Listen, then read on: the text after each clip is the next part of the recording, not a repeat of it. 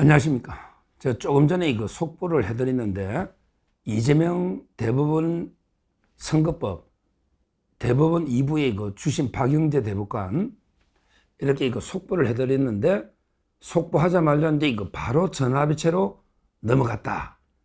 엄청나게 중요한 속보가 나왔습니다. 제가 근데 이거 속보 방송할 때 대법원 2부에서 결정할 수 있는 게 네 가지가 있다. 그냥 기각. 그러면 이게 이재명이 날개를 다는 거죠.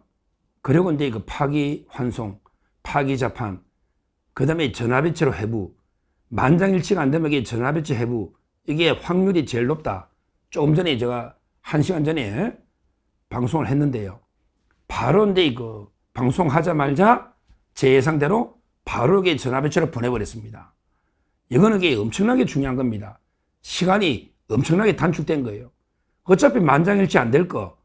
그래서 이게 이거 전화배치로 바로 이게 오늘 당일 보낸 거예요.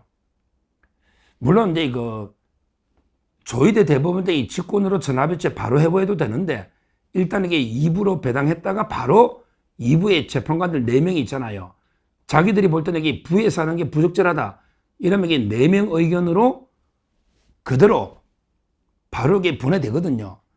부에서 하는 게 부적절할 때는 바로 이게 그냥 심리할 필요 없이 시간 낭비니까 전화배치로 이게 바로 보내되는데, 역시 뭐 조희대 작품인지 아니면 이게 2부에 있는 4명의 대법관이 바로 보낸 건지, 그건 이게 뭐 내부 사정은 크게 중요한 게 아니에요. 뭐 저는 조희대 뜻이 반영됐다고도 봐요. 처음에 그냥 형식적으로 이게 배당했다가 다시 바로 전화배치에 보내라. 이렇게 할 수가 있거든요. 야, 이거는 이게 시간 단축해서 이러면 충분히 저는 5월 달에 결과가 나올 수가 있겠다. 이런데 이거 희망이 솟는 거죠. 이렇게 빨리 할 수가 없거든요. 부에 배당된 게 바로 이게 그냥 1시간 만에 전화배치로 바로 갔다는 거예요. 지금 4월 달이니까 충분히 가능하다는 거죠. 전화배치는 그냥 표결로 가기 때문에 로비가 안 통합니다. 이재명이가 아무리 권순일이 그랬던 이런 사람도 없잖아요.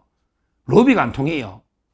더 희망적인 게, 제가 한번 이게 대법관들 한번 이게 성향도 전에 분석해 드렸지만요. 지금 보십시오. 전화배치 가면 이게 가장 좌파가 이제 이거 확실하게 오경미하고 이제 이거 이흥구가 있어요. 두 편에 있어요. 그 다음에 좌파가 천대엽이고, 그 다음에 노태악이거든요. 노태악이는 선거관리위원장이잖아요. 노태악이가. 그런데 희망적인 게 2명이 빠져버립니다. 무슨 말이냐면 이게 천대엽이는 아예 표결이 원래 전화배치 구성원이 아니에요. 전화배치는 이제 대법관 12명에 대법원장이 13명 이렇게 돼 있다 있잖아요. 그러니까 천대엽은 이게 법원행정처장은 워낙 바쁘니까 재판 안 합니다. 따라서 이게 천대엽이 하나가 빠지고요. 그리고 이제 노태악이가 좀 이게 문제다. 왜 옛날에 다 임명된 사람들이니까. 근데 중요한 게 노태악이가 회피 신청을 했다. 그래도 양심적인 놈이야. 헌재 재판관들보다는 100배 낫다고. 헌재 재판관들은 자기 관련되는 사건들이 다 자기 참여하죠. 근데 노태악이는요, 이재명의 제명이 선거법이잖아. 그러니까 자기는 선거관리위원장이잖아. 따라서 나는 이재명 재판에 관여 안 하겠다. 이랬단 말이야. 아주 잘한 거야. 그리고 옛날에 아마 노태악이가 옛날에도 제가 이재명에 대해서 유죄했다고 그랬잖아요. 옛날에 왜 권순일이가 비토백 그때 로비할 때 그때 7대5로 이재명이가 7대5로 이게 기사회생 살아났잖아. 그때도 노태악이는 문재인 사람이야. 이재명이를 미워하는가 봐. 그때도 이재명에 대해서 유죄를 했다고. 그러니까 노태악이는 옛날에 이재명 사건을 맡은 적이 있어. 그때 유죄했다고. 아마 그것 때문에 회피했는지 아니면 선거법 사건이니까 자기는 선거관리위원장이다. 그러니까 나는 이게 피하겠다. 하여튼 중요한 거는 노태악이가 빠졌다는 것도 좋은 거야. 뭐 자기가. 제가 보기에 그렇습니다. 물론 이게 이재명이 유죄를 해주면 더 좋겠지만, 그런 게 부담스럽겠지. 문재인이가 임명한 사람 노태악이가. 그러니까 근데 노태악이는 옛날에 내가 이재명 재판도 했고, 또 이게 내가 선거관리위원장이니까 나는 빠지겠다. 회피를 해버렸다고. 그러면 이게 12명이 하는 거야. 12명 중에 2명, 오경미하고 이흥구만 좌파예요.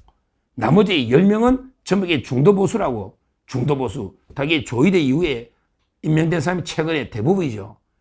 저는 상당히 희망적으로 봅니다. 왜냐하면 이게 이미 1심하고 2심 판결문이 2개 있다고. 그러니까 1이냐 2냐 이것만 택하면 돼. 판결문 더 쓸 것도 없지. 1이냐 2냐 당신이 일찍이냐 이찍이냐 이거야. 따지고 보면. 그러면 이게 저는 2심 판결을 무죄를 이렇게 옹호할 사람은 이찍이는 이렇게 오경미하고 이영구밖에 없다고 저는 보는 거예요. 나머지는 이게 1심 판결이 맞다 한승진. 그러면 이게 10대 2가 될 수도 있는 거라고요. 대법원장은 이게 다수편에 쓰잖아. 물론 이게 저 극단적인 희망 사항일 수 있지만 왜 법리적으로 보면 이게 명백하게 유죄가 맞거든요. 명백하게 유죄가 맞다고. 저는 10대 2라는 게 법에 맞는 거예요. 법에. 그리고 이건 로비가 안 통하지. 딱 투표를 누구부터 하냐면 이게 가장 최근에 임명된 마용주부터 한다고. 마용주부터 이게 1심이냐 2심이냐 마용주 대상에 쭉 가거든요. 순서가. 따라서 저는 야 이걸 보면 이게 바로 전화배치로 갔다. 당일날. 이거는 이게 제가 계속 처음부터 직권으로 조의대 전화배치로 활보하고 그 다음에 제가 파기 자판을 했잖아요. 제일 좋은 거는 파기 자판하면 돼. 굳이 환송할 이유가 없다고. 왜? 어차피 전화배치에서 유죄냐 무죄냐가 노는데 굳이 대법원 고등법원 한 번 더 거쳐올 이유가 없잖아. 이대로 가면 이게 파기 자판할 수 있다 봐요. 그러면 이게 5월 달에 전화배치에서 파기 자판회가 숫자만 살려보면 돼. 12명. 그러면 이게 이재명이는 이제 출마도 못 한다고. 민주당 후보도 못 낸다고. 난리 난다고. 민주당이 후보도 못 내. 등록 기간 끝나면. 저는 충분히 그럴 수 있다 봐요. 지금이라도 민주당 후보 바꿔라고. 이재명이는 출마하지 말고 빨리 바꿔라고. 어차피 못 논다고. 또 나중에 가서 딴소리 하지 말고. 나중에 가서 딴소리 하지 말고. 뭐 이게 법원이 뭐 어쩌고저쩌고 욕하지 말고. 이 정도면 이게 후보를 교체해야지. 이재명이는 빨리 사퇴하고 후보를 바꾸란 말이야. 왜? 후보도 못 내게 왜 하느냐고 법원 나중에 욕하지 말고. 그럼 민주당 너 잘못이잖아. 이 정도면 이게 충분히 저는 후보 내면 안 되잖아요. 1심에 유죄 나오고 2심에 말도 안 되게 무죄 나오는데 지금 전화배치로 바로 갔으면 저는 충분히 굳이 6월 25일까지 633이란 게 3개월 안에 끝내라는 거지 3개월 채워서 끝내라는 게 아니잖아. 맞잖아요. 저는 충분히 5월달 중에 결론 나올 수 있다 봐요. 왜? 판결문이 1심, 2심 써져 있거든. 둘 중에 하나 택하면 돼. 표결만 된다고. 표결만. 1번이 많이 나오냐 2번이 많이 나오냐 표결만 된다는 거죠. 아주 긴급 뉴스로 바로 이게 선거법이 전화배치로 직회부돼 버렸다. 이게 된 거 아주 중요하다. 뭐 그 경위는 입으로 갔다가 바로 간 경위는 이게 모르겠는데 하여튼 뭐 직권으로 조의대가 바로 전화배치로 보내되고 아마 이게 거쳐가지고 4명이 합의해서 이거는 우리 부가 할 게 아니고 전화배치가 맞다. 시간만 끈다. 이러면 이게 보낼 수가 있거든요. 보낼 수가. 따라서 이게 전화배치 갔다는 게 중요하다. 그리고 이게 더 중요한 게 노태하기는 회피를 했다. 회피. 자기는 이게 뭐 물론 이게 뭐 노태하기가 옛날처럼 이재명에 대해서 유죄를 해주면 더 좋지만 자기도 이게 진영 논리가 있잖아. 또 선거법이고. 그러니까 이제 이거 회피하면 12명 중에 지금 이재명이 편은 제가 보기에 아무리 봐도 오경미하고 이영구밖에 없다. 나머지는 이게 이재명이 무죄해줄 재판관이 대법관이 저는 없다 봅니다. 없다 봐요. 그게 법리에도 맞고요. 그러면 이게 진짜 이재명으로서는 심각한 지금 이게 법치 위기, 완전 사법 리스크가 극대화되고 있다. 제가 주장했던 계속 이 전화배치 직회부에서 파기 재판 이게 하나는 됐다는 거야. 전화배치 해부 제가 제일 가능성이 높다 했잖아요. 해부된 거 하나는 이게 제 예측이 맞았다는 거예요. 다만 이게 파기 재판할 가능성이 많다 봐요. 환송해봤자 의미 없는 절차거든. 전화배치가 결정했는데 굳이 고등법원이 뭐 뒤바꿀 수가 없다고. 무익한 절차라고. 파기환송도 이게 일본에서는 거의 50%가 파기환송이야. 우리나라도 이게 없는 제도는 아니야. 법에 있는 제도고 그게 맞고 성격상. 왜? 증거조사 끝났으니까.